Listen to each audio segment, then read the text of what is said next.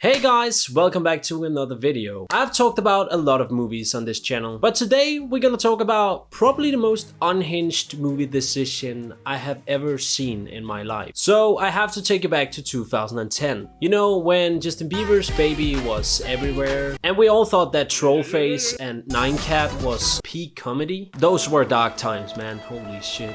But it was also the time when someone decided to make this movie we're gonna talk about today. And as you might have guessed by the title of the video and the thumbnail, it's Titanic 2. Now you might be thinking, surely you are joking, right? This has to be one of those YouTube videos that have edited every Leonardo DiCaprio movie into looking like Titanic 2. I wish that was what we were talking about today. So let's get it out of the way. This is not a sequel to Titanic, but we will talk about how they managed to get away with the title of this movie later on in the video. But first, let me introduce you to the absolute champions of questionable movie decisions. The Asylum Studios. These guys are like if Timo decided to create movies and sell them. So they are the masterminds behind classics as Transmorphers, not to be mistaken by Transformers, Atlantic Rim, totally not Pacific Rim, but you're probably familiar with the Sharknado franchise. There's apparently 6 of them, which I don't know why we deserve that as a society. So I also just found out that they released Gladiators a month before Gladiator 2 was released. So you start to see the pattern here. But today we're gonna talk about arguably their worst movie. So let me read the synopsis for this movie before we get into this train wreck, or should I say shipwreck. A century after the fateful voyage of the original modern luxury liner Titanic 2 sets sail, will the ship suffer the same fates as her namesake? Love how they just put a question in here.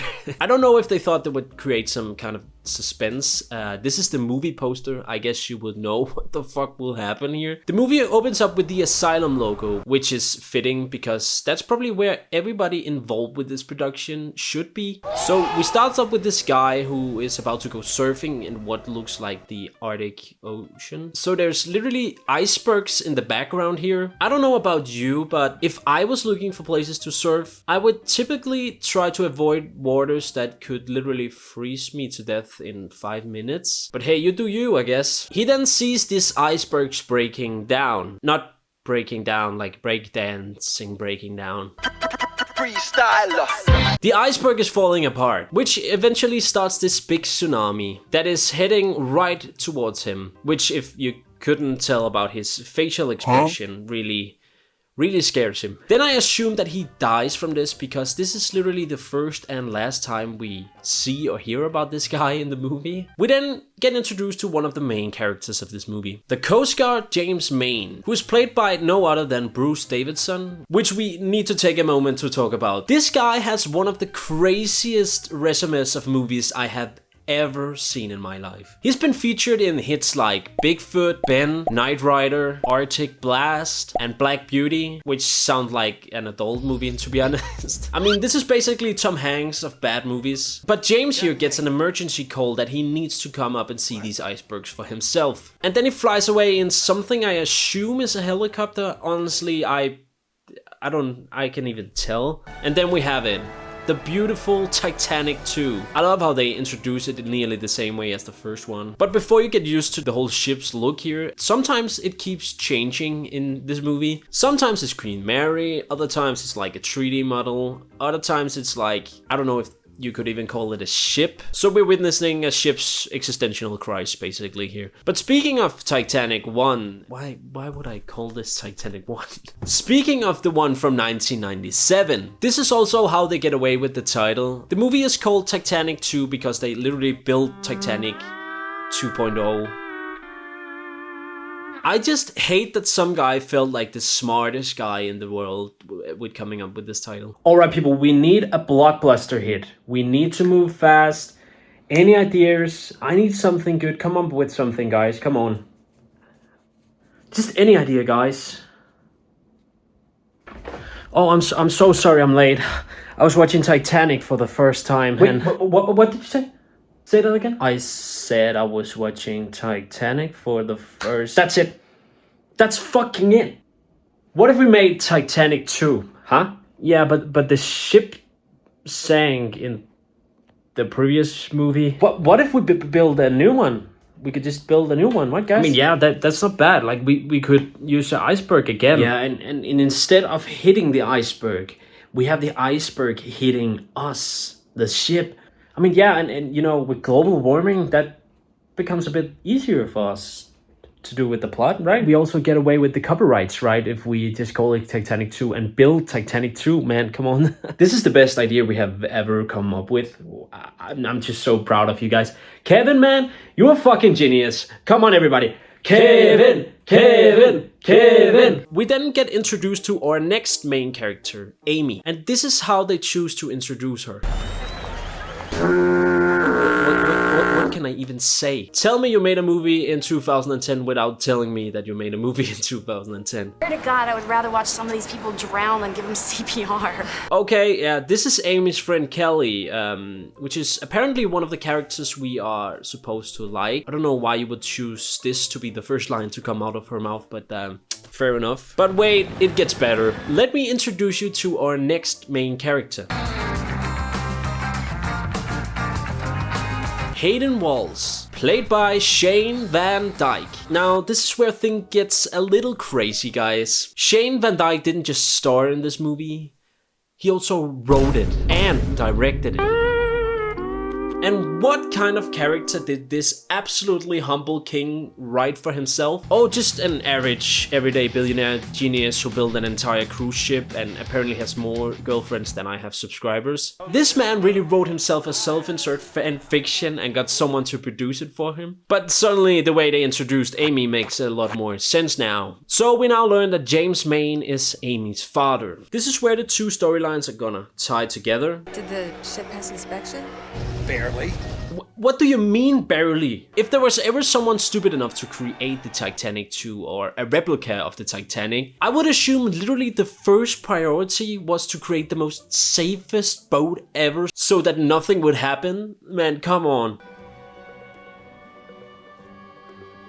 Something about the people on this boat also ignores me. If this ship was made, this would be so freaking expensive, dude. Not to judge people by how they dress, but I think we would see a lot more rich people on here.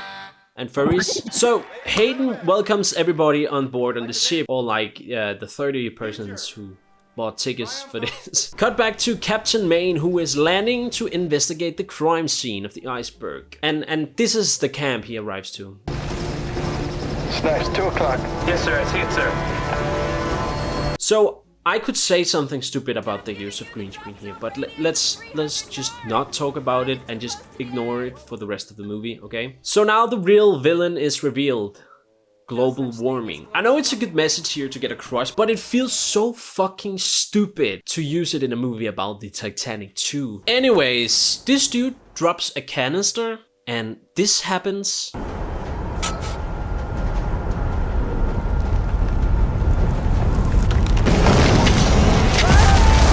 Like, what? I don't know why this scene just reminds me of Ice Age. So this is like the second person who randomly died that we have no clue who is. However, we find out that Rose and Amy and Hayden used to date, and now Hayden has hired his ex to work as a nurse on the ship. I mean, what a guy. And the worst part is, like, every time they see each other, Hayden comes with his 4 girlfriends. Imagine being that toxic, inviting your ex-girlfriend to work on a ship you built and then have 4 girlfriends running with him. Okay, this is gonna sound fucking weird, but I just can't help thinking that the person who plays Amy in this movie seriously looks like my teacher from high school. Obviously, I can't show how she looks, but if you're seeing this, Miss Gyllenberg, I freaking hated your classes. This is where the movie picks up a little bit.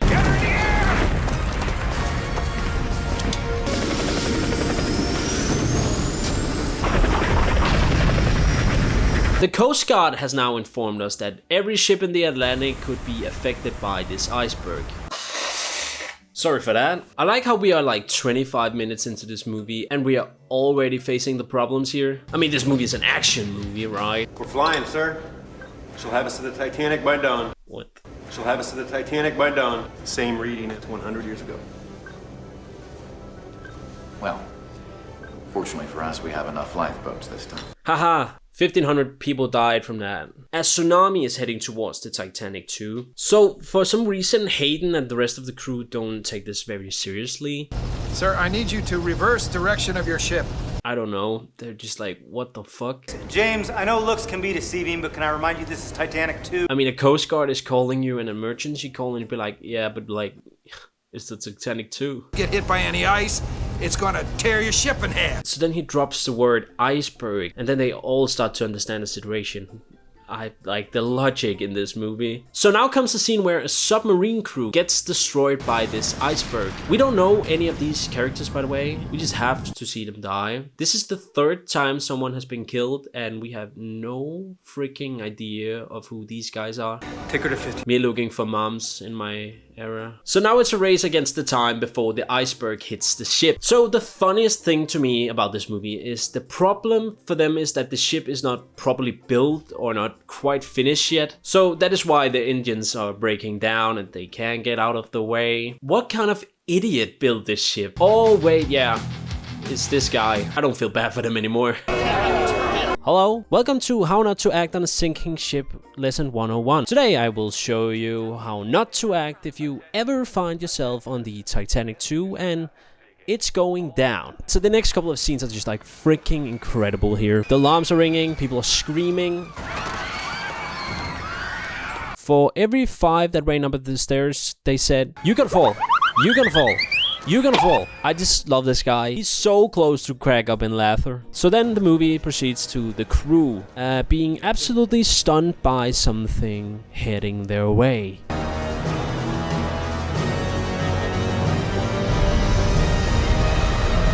This is freaking bad. I love it.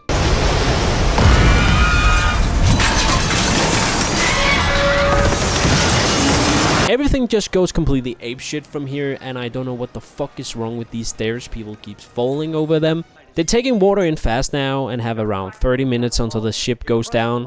And this is what the captain decided to say. Looks like history's repeating itself. Man, I just like imagine that Shane Van Dyke wrote this for himself in his bedroom. But it gets better here. Now Shane has written a beautiful character moment for himself. He has a high-class exit plan to fly away in a helicopter. But wait, he now turns into the hero of this movie. And sir, wait a minute, what about the passengers? We're handling it. You need to get in the air. He does a really good job at acting here. Okay, listen to me. I want you to get as many injured people as you can on this chopper now. Mr. Walsh, proceed. Procedure, Mrs. Waltz, procedure. Love this guy. I don't care about procedure. This is my ship. Do it. Yes, sir. Wow. So we see passengers fights for a spot in the elevator, and I think like being in an elevator on a ship is like the worst thing to do in a situation where the ship is sinking and they could lose power anytime. So everyone wants to get on the lifeboats, but then it's told that the lifeboats are death traps. Yeah, I don't even know what that means, but like I think it's bad. Our hero Hayden here then decides to try to find Amy. Amy then tells him that Kelly is somewhere on the ship and they can't find her. They found out that she is stuck on the lower deck. So now we have like a scene where some characters are fighting against time and water. Definitely didn't take inspiration from another movie with the same title. They eventually find Kelly and it seems that she is bleeding out here. Let's skip over the part where they use Hayden's credit card to stop the bleeding, even though there are full room of bandages behind them. So then we have like a mental breakdown scene from the captain. This is depression. This is what depression really looks like. And then the Titanic 2 fucking explodes. You thought it couldn't get worse? It fucking explodes.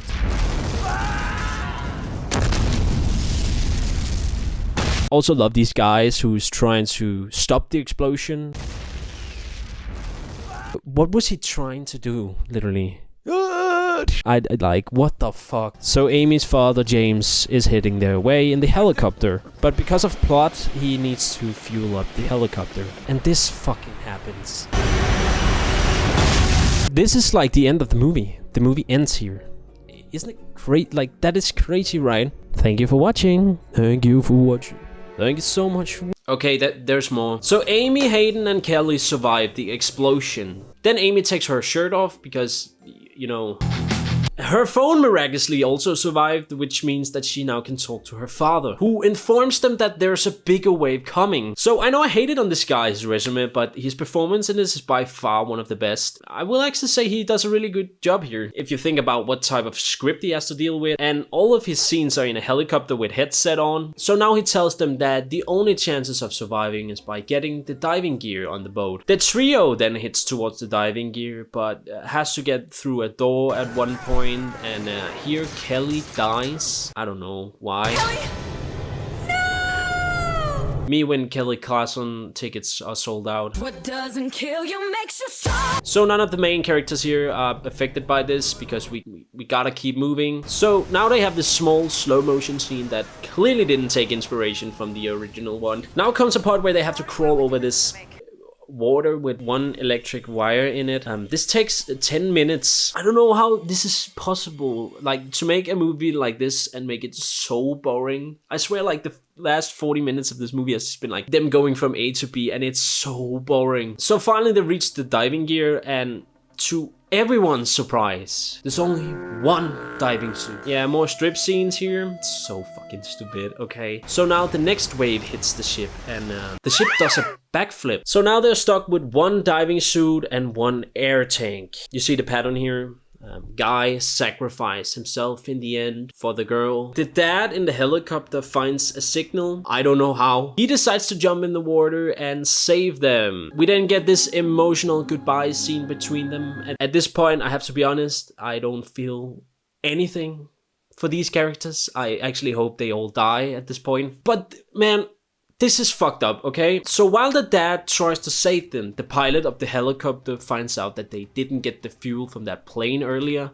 Like, what? So that lady the dad was traveling with jumps out of the fucking helicopter and throws a tent in the water. And then he fucking crashes into the water. Like, what? So the dad miraculously finds them and takes them to the surface. So Amy tries to save Hayden with CPR in about 2 minutes here, and then you can guess what happens. Yes, he dies. He freaking dies in the end of the movie. What a hero he wrote for himself here. I kid you not, this is the last shot of the movie. We don't know if there's any more waves coming their way or anything.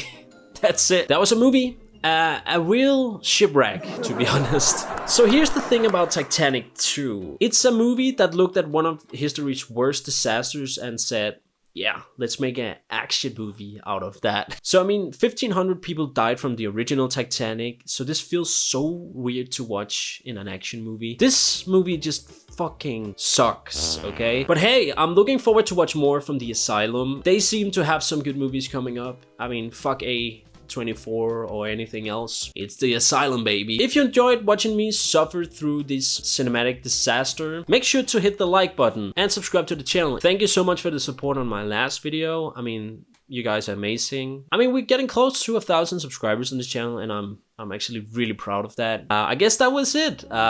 See you in the next one, guys. Bye.